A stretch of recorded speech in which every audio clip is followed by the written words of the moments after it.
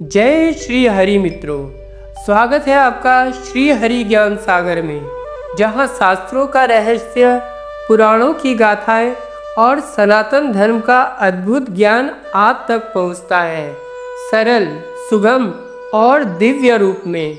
यहाँ हर कथा बनेगी आपके जीवन का मार्गदर्शन, हर शब्द जगाएगा भक्ति और श्रद्धा। आइए डुबकी लगाएं श्री हरि ज्ञान सागर में, ज्ञान का वह अनंत महासागर जहाँ हर लहर से प्रस्फुटित होता है ओम नमो नारायण।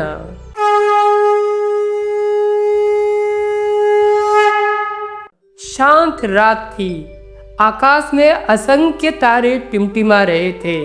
गंगा के किनारे एक विशाल आश्रम स्थित था। वहाँ एक वृद्ध ऋषि अग्निहोत्र कर रहे थे। शिष्य चारों ओर बैठे ध्यान पूर्वक सुन रहे थे। वातावरण में मंत्रोच्चार की ध्वनि और हवन की सुगंध व्याप्त थी।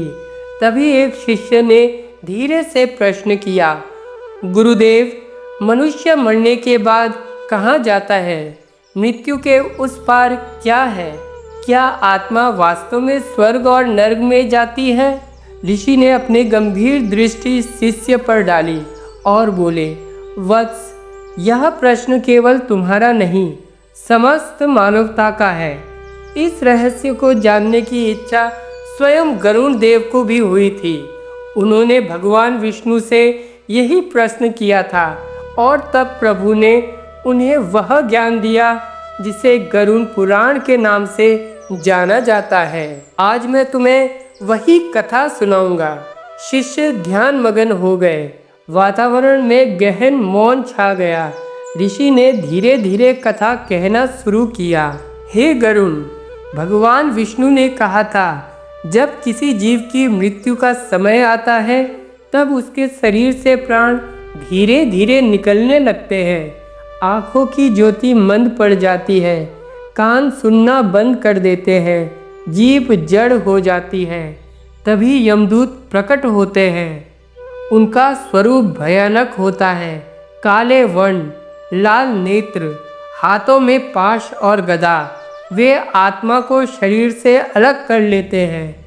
आत्मा उस क्षण भयभीत होकर रोती है, चिल्लाती है, पर कोई सुन नहीं पाता। घर वाले शव को घेरकर विलाप करते हैं, किंतु मृत आत्मा उनकी आवाज़ सुनकर भी उन्हें स्पर्श नहीं कर सकती। उसका सारा अधिकार छिन जाता है। गरुण देव ने विस्मित होकर पूछा, प्रभु, उस समय आत्मा को कौन सहारा देता है? भगवान विष्णु बोले, हे गरुण, वही कर्म जो उसने जीवन में किए हैं। न धन साथ जाता है, न घर, न परिवार, केवल कर्म आत्मा के साथ चलता है। पुण्य उसे ऊपर उठाता है और पाप नीचे धकेल देता है। मृत्यु के बाद आत्मा 12 दिन तक पृथ्वी पर रहती है, अपने परिजनों के शोक को देखती है, उनकी रोती बिलखती आवाज़ सुनती है, लेकिन चाहकर भी कुछ नहीं कर पाती। 13वें दिन यमदूत उसे यमलोक की ओर ले जाते हैं। यह यात्रा अत्यंत लंबी और कष्टदायक है। 84,000 योजन का मार्ग आत्मा को पार करना पड़ता है। उसे 348 दिन लगते हैं। मार्ग में भयानक जंगल, उफनती नदियाँ, अग्नि की ज्वालाएं, पथरीले पर्वत और तपते रेगिस्तान आते हैं। आत्मा भूख प्यास से व्याकुल हो जाती है। उस समय यदि परिवारजन पिंडदान और श्राद्ध करते हैं तो आत्मा को जल और आहार प्राप्त होता है। यदि श्राद्ध न किया जाए तो आत्मा पीड़ा से कराती है। गरुड़ जी का हृदय द्रवित हो उठा। वो बोले, प्रभु, जब आत्मा यमलोक पहुंचती है तब क्या होता है? भगवान ने कहा, हे गरुड़, यमराज के दरबार में चित्रगुप्त बैठते हैं। वे जीव के जीवन का पूरा लेखा जोखा पढ़ते हैं। कौन सा पाप, कौन सा पुण्य, सब अंकित होता है। उसी आधार पर आत्मा को स्वर्ग या नर्क भेजा जाता है। स्वर्ग पुण्य आत्माओं का धाम है, जहाँ गंधर्व गाते हैं, अप्सराएं नृत्य करती है और अमृत की वर्षा होती है। परंतु पापियों को नरक में डाल दिया जाता है। नरक में 28 भयानक रूप है।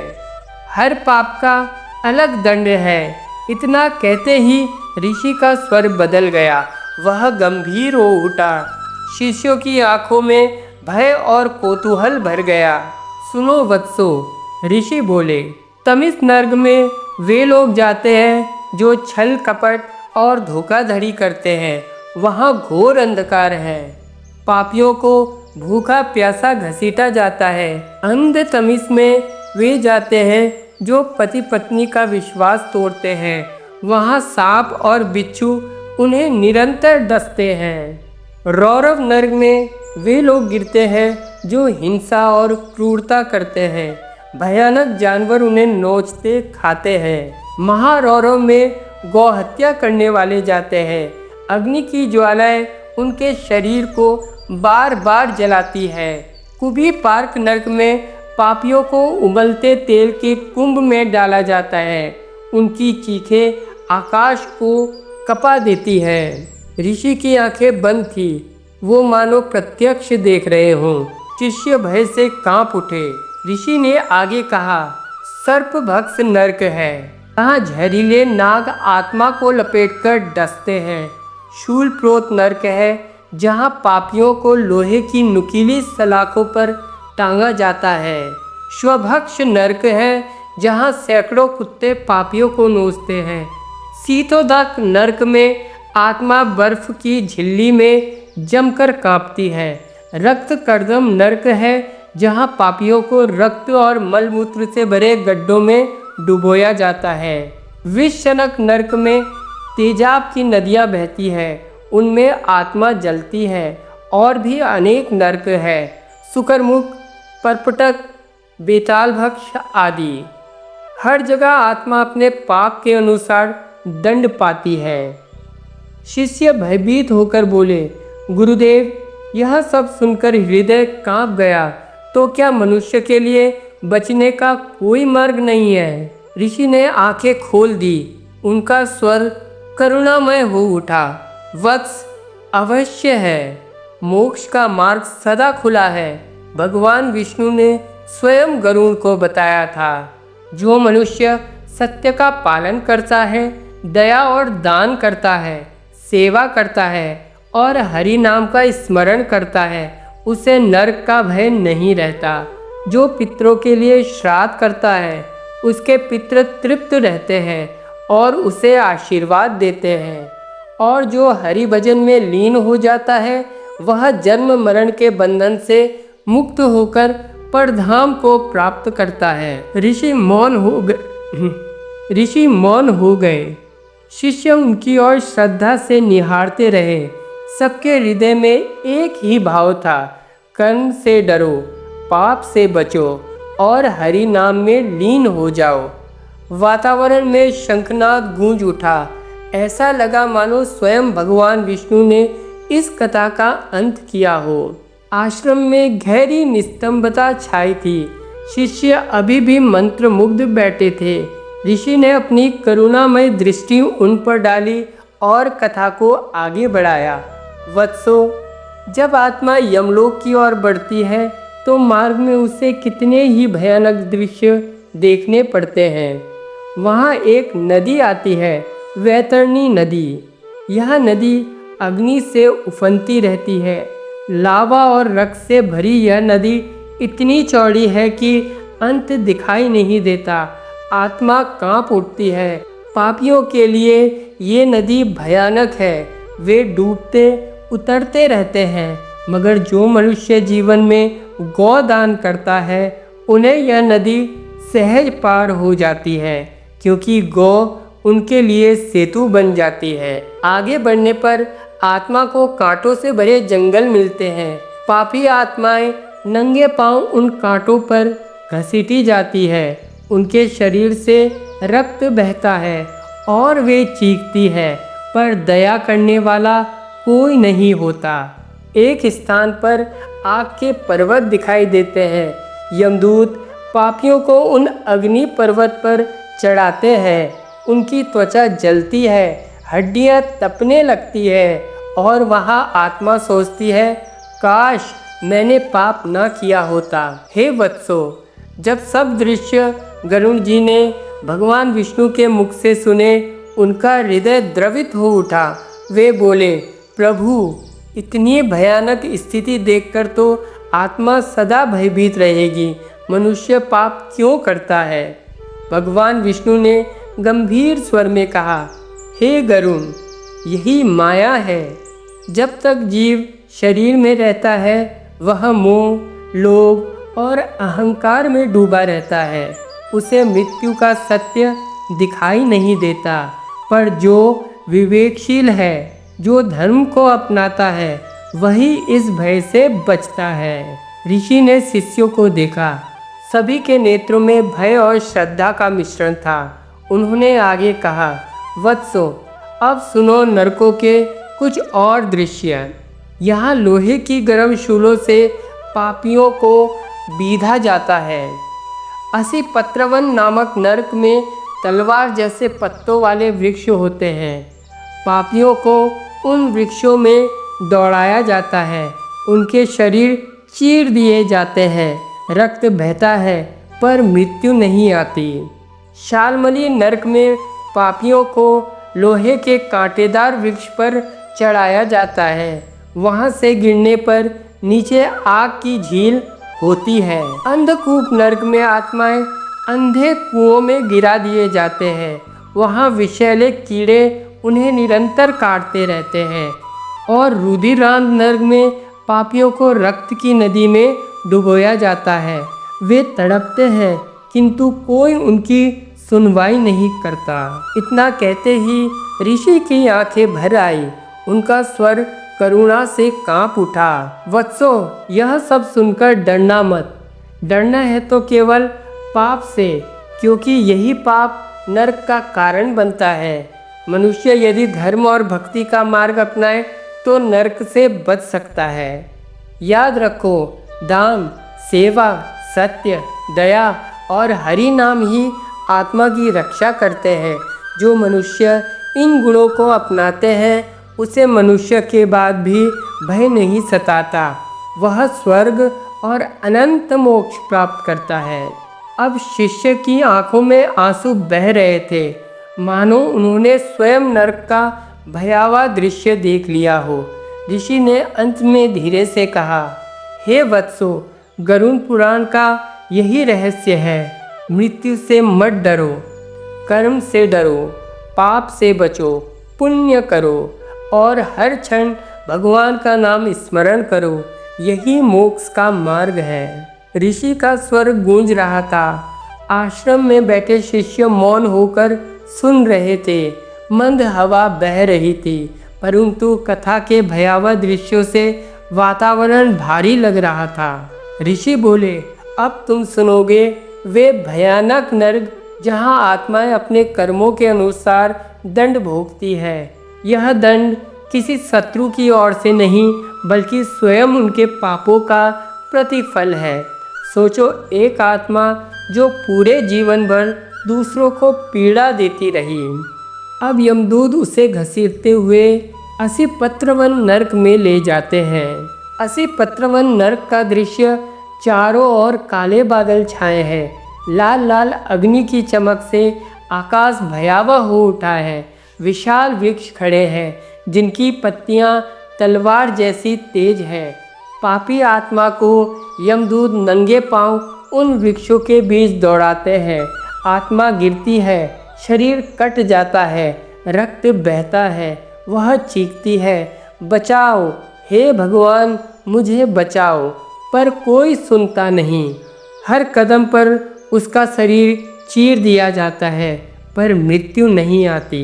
अंधकूप नरक का दृश्य। यमदूत दूसरी आत्मा को धक्का देकर एक गहरे अंधे कुएं में गिरा देते हैं। भीतर अंधेरा है।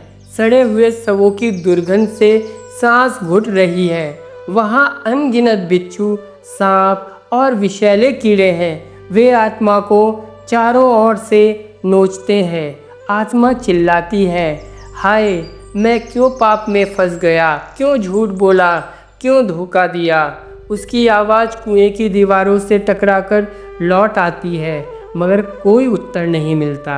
अगला नर्क है रुधिरांत नर्क का दृश्य। अब देखो, रक्त से भरी नदी, उसमें लाशें तैर रही है।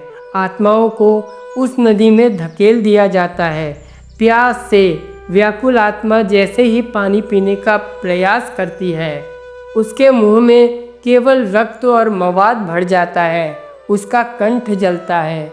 वह उगलते हुए पुकारती है, हाय दया करो, मुझे यह न सहना पड़े। सुदित नरक का दृश्य। यहाँ गर्म लोहे की शूल खड़े हैं। यमदूत झूठे छल करने वाले पापियों को उन शूलों पर पटक देते हैं। उनका शरीर आर पार छेद दिया जाता है। आत्मा तड़पती है, किंतु शूल से उतर नहीं सकती। दर्द इतना तीव्र कि वह बार बार बेहोश होती है, फिर होश में आती है और पीड़ा का चक्र चलता रहता है। शालमली नरक का दृश्य। वहाँ लोहे के कांटों वाले वृक्ष खड़े हैं। उन वृक्षों पर पापियों को चढ़ाया जाता है। कांटे उनके शरीर को भेदते हैं। जब वे गिरते हैं तो नीचे पिघले हुए तांबे की झील होती है। वे झुलसते हैं, तड़पते हैं और फिर वही यंत्रणा बार बार दोहराई जाती है। पैतरनी नदी का पारावार। एक और आत्मा रो रही है, मुझे प्यास लगी है, मुझे पार कराओ। पर उसके लिए कोई नाम नहीं। केवल वह आत्मा जिसने जीवन में गोदान किया है, वही गाय की पीठ पकड़कर नदी पार कर पाती है। बाकी सब लावे और खून की लहरों में डूबते उतरते रहते हैं। ऋषि की वाणी काँप रही थी। शिष्य डर से सिहर उठे। कुछ के नेत्रों से आंसू बह रहे थे। ऋषि ने आगे कहा, वत्सो, इस प्रकार 28 नरक है। प्रत्येक पाप के लिए एक विशेष नरक। व्यभिचारी, हत्यारे, मद्यपान, माता पिता का अपमान करने वाले, धर्म का अपमान करने वाले, सबको अपने अपने कर्मों का फल इसी प्रकार भोगना पड़ता है। परंतु याद रखो, यदि परिजन मृत्यु के बाद श्राद्ध, तर्पण और दान करते हैं तो आत्मा को इन यातनाओं से बहुत सहारा मिलता है। जैसे कोई जलता हुआ व्यक्ति ठंडी बूंद पाकर शांति पाता है, वैसे ही श्राद्ध से आत्मा को राहत मिलती है। अब शिष्य बोले, गुरुदेव, क्या कोई मार्ग है जिससे यह आत्मा नरक से बच सके? ऋषि मुस्कुराए, हाँ वत्सो, यही गरुड़ पुराण का सार है। यदि मनुष्य जीवन में सत्य बोले, माता पिता की सेवा करे, गौ और ब्राह्मण की रक्षा करे, दान पुण्य करे और सबसे बढ़कर भगवान नारायण का स्मरण करे, तो यमदूत उनके पास नहीं आते, बल्कि विष्णुदूत उसे लेकर सीधे वैकुंठ ले जाते हैं। वहाँ शांति है, आनंद है और वही सच्चा मोक्ष है। आश्रम में गहन मौन छा गया। केवल मंत्र की ध्वनि गूंज रही थी। ओम नमो नारायण, ओम नमो भगवते वासुदेवाय।